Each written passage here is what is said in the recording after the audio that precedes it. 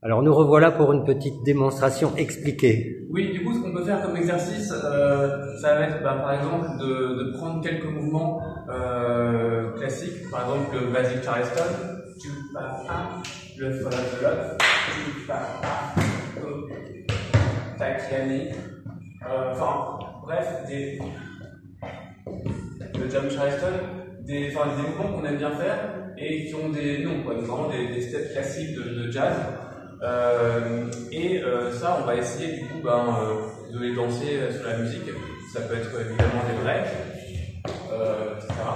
Mais au début, je trouve que c'est bien de rester sur quelques moves et qu'ils aillent répéter. Et après, autre exercice du coup qui a un peu rien à voir, ça va être de mettre une musique et voir naturellement ce qui part. Ça peut être aller dans le sol, bouger les bras, tourner, s'arrêter, avoir des ralentis, et après faire du coup les deux exercices de manière séparée.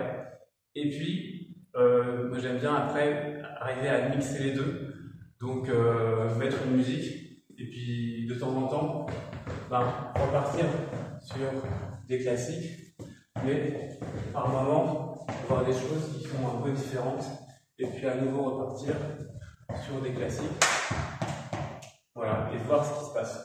Alors parfois ça marche pas, ça va dépendre de la musique, mais je trouve que c'est un bon exercice qui est sympa parce que ça nous permet un peu de nous libérer un peu des enchaînements, et parfois on a du mal à faire des transitions. Je trouve que c'est un bon moyen de faire autre chose, même si c'est pas forcément très propre et si c'est pas forcément super très académique, c'est pas ça très grave. Et voilà.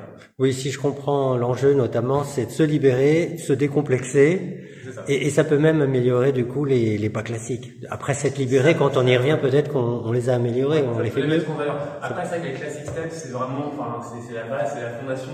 Donc je trouve que c'est quand même bien de bien les connaître, mais je trouve que c'est aussi un moyen de sortir et d'arriver à danser autrement, quoi.